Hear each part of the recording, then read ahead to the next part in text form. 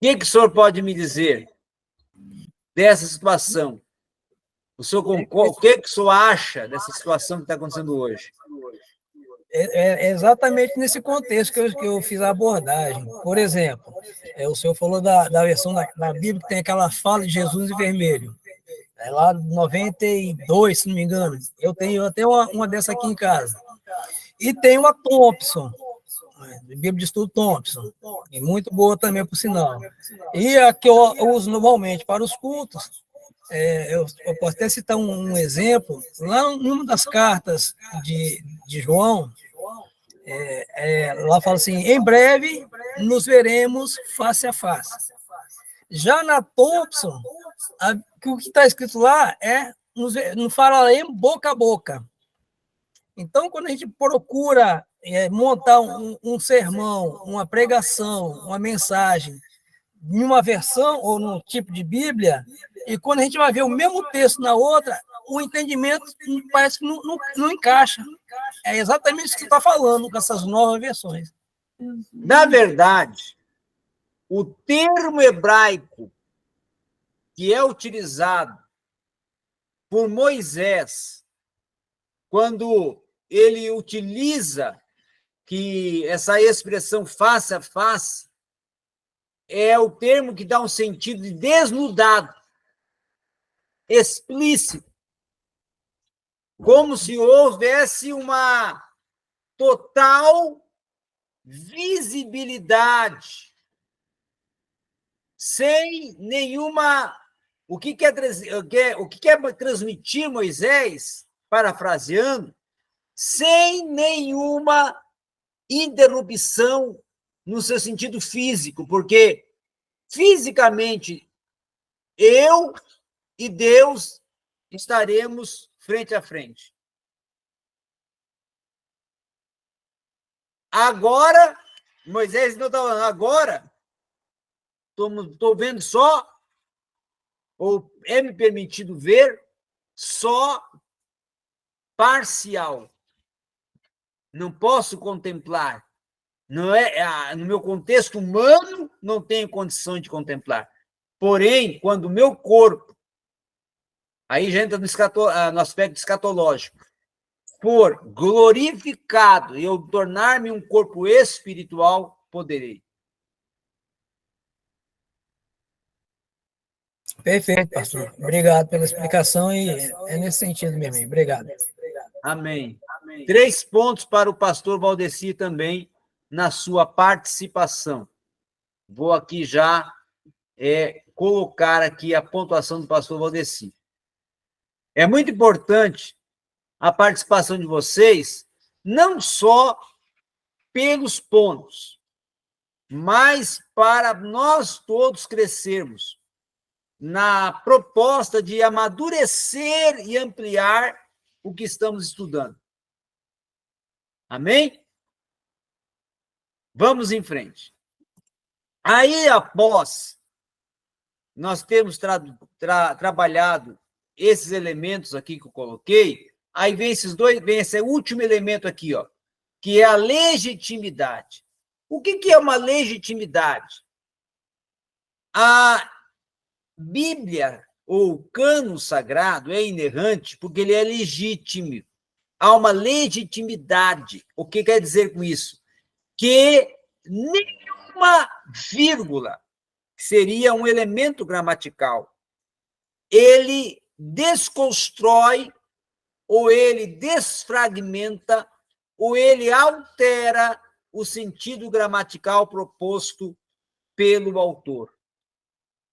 Então, o autor, em toda a sua construção textual, ele, em cada um dos livros, vamos supor Moisés, que trabalhou com 5 livros, em todos os seus 5 livros, ele procura e ele alcança a capacidade e a condição de colocar o padrão no texto em que há uma legitimidade, ou seja, nenhuma parte ou um elemento gramatical vai levar o texto, ou concedeu ao texto uma certa interferência que causou nesse texto uma certa adulteração ou desconstrução ou até deteriorização do texto. Alguém ainda tem dúvida sobre o assunto que nós estamos tratando nesse slide? Ou já posso passar para frente? Posso passar para frente? Amém? Pode. Na parte, sim. Pode passar. Todos compreenderam? Amém. Bom, nesse próximo slide, eu estou tratando a seguinte pergunta. Ao que a inerrância diz respeito? Ao que a inerrância diz respeito?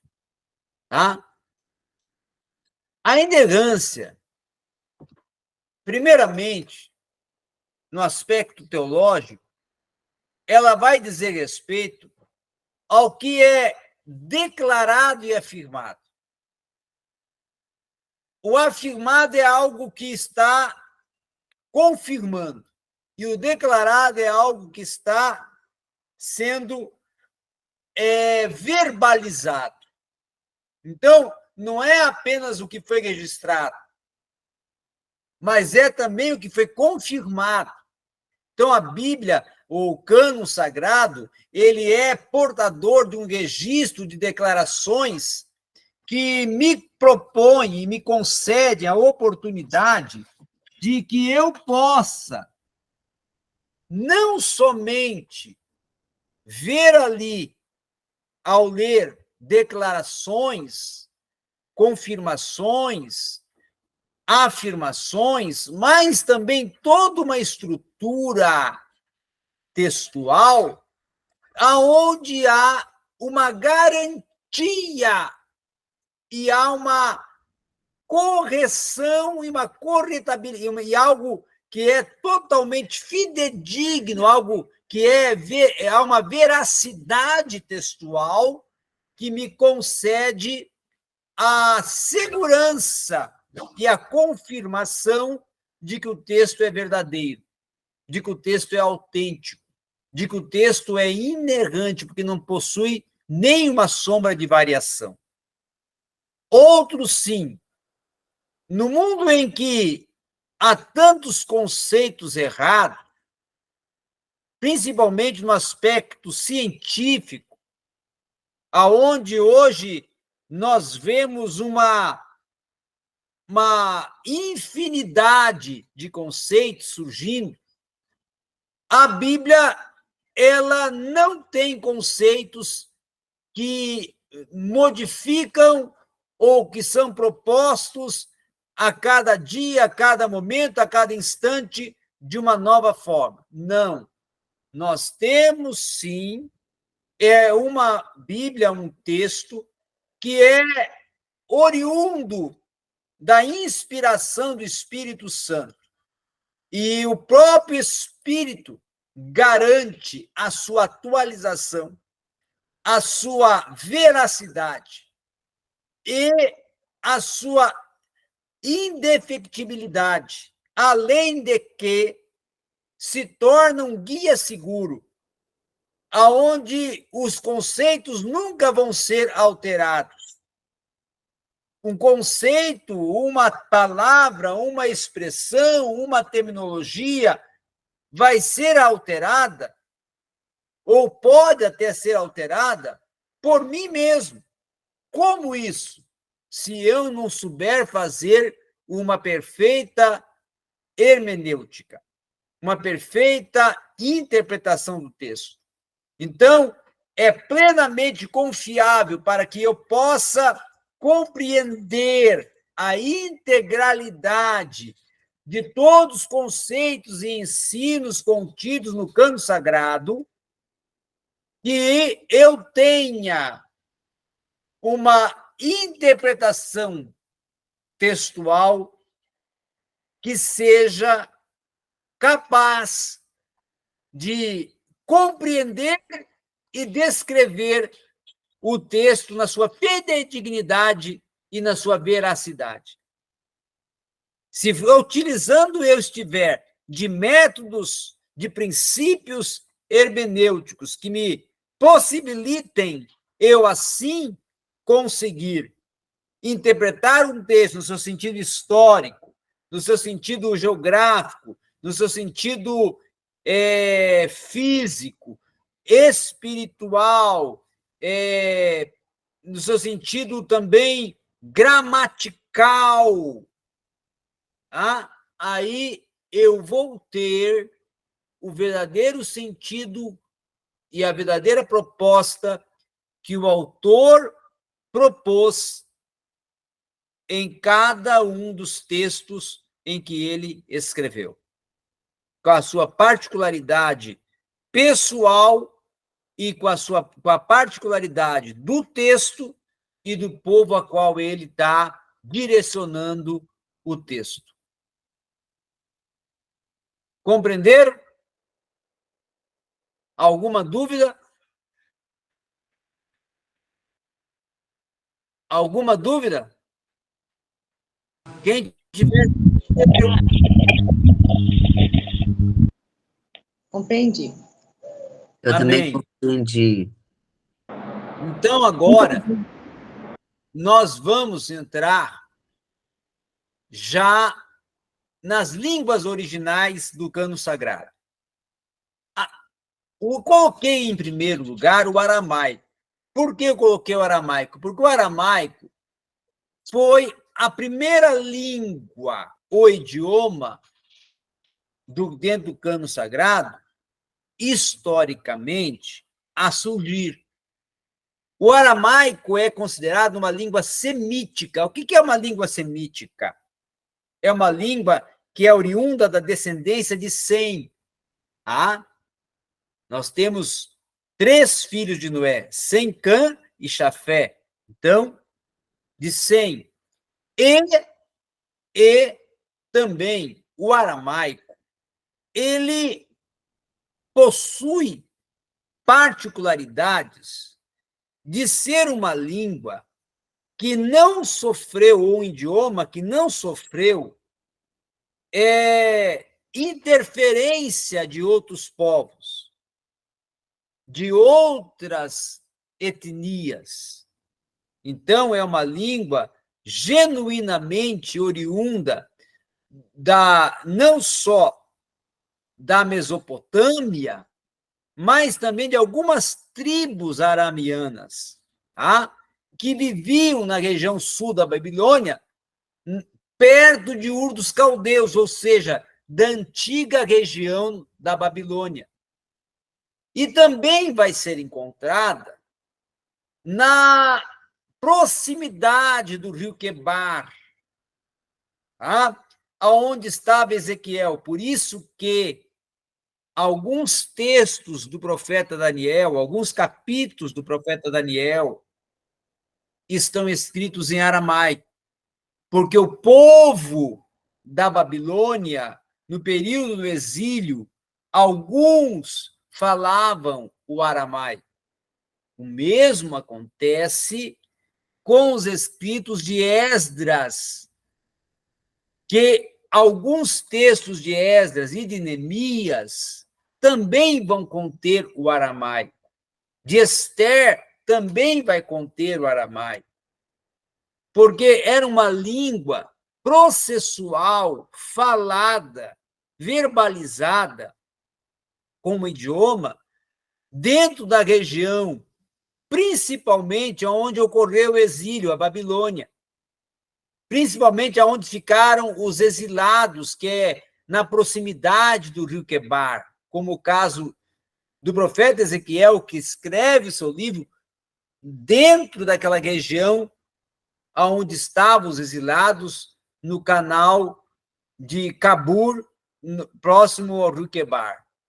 Então, Abraão, Isaac, Jacó, eles tinham algumas conexões com Harã, e Harã era uma região também que falava-se o aramaico, ou que tinha até um entendimento, algumas tradições históricas, que Jacó ele era também arameano, ou seja, ele era oriundo de regiões que eram totalmente aramatizadas, ou seja, falavam o aramaico porque eram de origem oriundas da região arameana, ou seja, a região onde o aramaico predominava, onde os povos semíticos predominavam.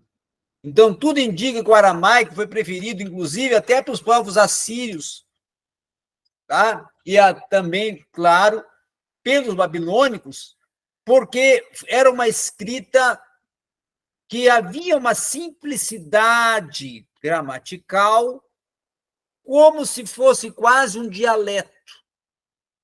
Ela não possuía uma organização gramatical, ela possuía uma versatilidade de comunicação que possibilitava até se tornar um dialeto, tá?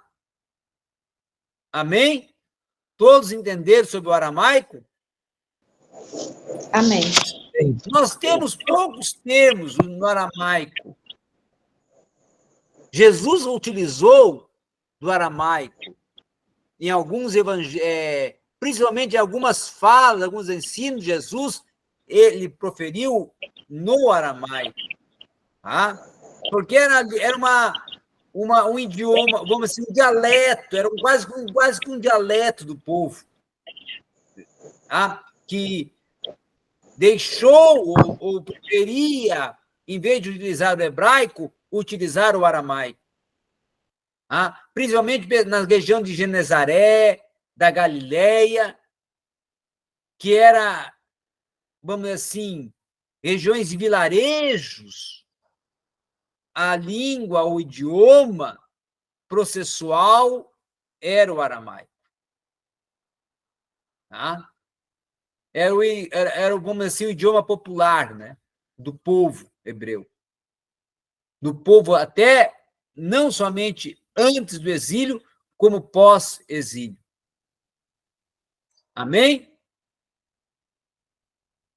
Muito bem. Vamos agora para o hebraico. Irmã Maria Ângela levantou a mão. Sim, irmã Maria Ângela. Na época da Torre de Babel, eles falavam essa língua. Na época da Torre de Babel, eles falavam essa língua, né? Aramaico. Sim. Na época da Torre de Babel, só tinha o aramaico. Uhum. Depois, aí surgiu a diversidade de idiomas, tá? Mas o que nós temos que entender também que algumas regiões, tá? E alguns povos vão ser os responsáveis por uma proposta do idioma próximo do hebraico, que não era nem o aramaico e nem o hebraico. E que alguns povos bíblicos, em algum determinado momento, se utilizou, mas não se tornou um idioma bíblico. Tá? O hebraico, que é o texto, que é o idioma, vamos dizer, oficial do Antigo Testamento, ele é um idioma não considerado gramaticalmente difícil e nem, vamos dizer assim, erudito, e nem também de uma gramática laboral organizada por grande efusão de verbos, artigos, de declinações, de variações, não. O hebraico só possui 4 verbos. Só esses 4 verbos. Tá? E também o hebraico vai possuir não o alfabeto constando de 22 consoantes, mas a grande parte das palavras de raiz hebraica vão ser compostas somente por 3 consoantes. Então, você vai ver, muitas das vezes, uma grande parte das palavras hebraicas sendo compostas por apenas 3 consoantes. Então, ela é uma língua muito simples, é uma língua que não possui uma certa hesitação por ser uma língua erudita, e é uma língua do povo. O povo judeu era um povo mais voltado à questão de uma vida em classe social popular, vida do campo, vida do dia a dia, vida da vivência daquela comunhão social, sem aquela divisão de classes. Então, nesse contexto, o hebraico tinha uma certa aceitação, porque era a língua processual tanto para o nobre, como para o levita, como também para o povo. Todos falariam e falavam o mesmo idioma e usavam os mesmos termos. Os vocábulos do hebraico, muito diferente do nosso contexto, da nossa língua portuguesa, só possuem 7.704 vocábulos diferentes. E 30.000 palavras é o que vai formar toda a gramática hebraica. Agora vocês vejam a diferença para o nosso idioma, que há uma infinidade de expressões, de palavras, e no hebraico não existe essa questão de regionalismo, que nem existe na língua portuguesa, que cada região fala um português distinto, uma frase, uma palavra distinta. Não, o hebraico ele é genitivo nesse aspecto, e singular. O que é parã, que é criar, é barã e criar em toda parte.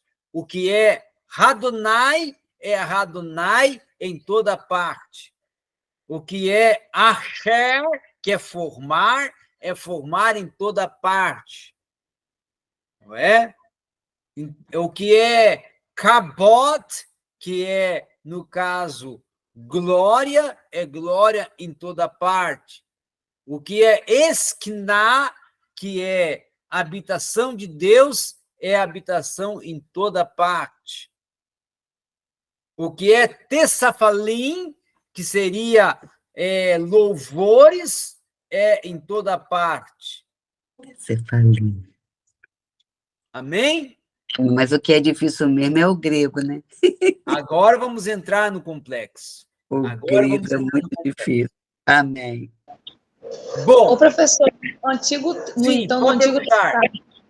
no Antigo Testamento, então, apesar de ser praticamente maioria no hebraico, Aline. Sim. Mesmo sendo quase todo ele no hebraico, então as pessoas daquela época ali, então todos falavam o aramaico e hebraico também, todo mundo? Alguma parte só falava aramaico, mas a língua oficial era o hebraico. E uma particularidade muito importante que a Aline me fez aqui trazer para vocês essa informação. O hebraico, ele deixou-se de ser falado, comunicado, sabe por quantos séculos? 18 séculos. Provavelmente, um pouco antes do exílio, já não se falava hebraico. Então, durante 18 séculos, a comunicação, em grande parte, o povo não utilizava o hebraico. O hebraico era utilizado só na sinagoga, só para a leitura dos textos sagrados e para a liturgia dentro da sinagoga. Não havia a oportunidade de comunicação com o hebraico, porque o hebraico era considerado um idioma sagrado, ou só para efeitos litúrgicos. Durante 18 anos ele teve, então, essa interrupção. Mas, por ser o idioma oficial de Israel, do povo hebreu, é que o texto do Antigo Testamento foi escrito em hebraico. Tá? E, claro que não quer dizer que, por povo, em grande parte, não se comunicar em hebraico durante esse período de 1800 anos, não quer dizer que o hebraico ficou esquecido ou deixou de ser o idioma oficial. Tanto é que, quando Israel tornou-se uma nação reconhecida pela ONU e foi oficializada como nação em 1945, o idioma oficial foi reconhecido como idioma hebraico. E é o idioma falado até hoje e vai continuar sendo. Tá? Então, o idioma hebraico surgiu essas interferências no contexto histórico, mas não quer dizer que ele perdeu o seu sentido de comunicação. É que ele era restrito a algumas camadas sociais. E o aramaico era um idioma mais do povão.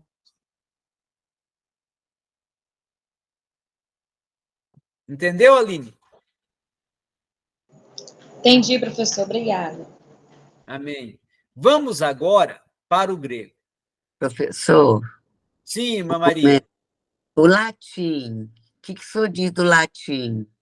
O latim não é um idioma bíblico. Ah, tá.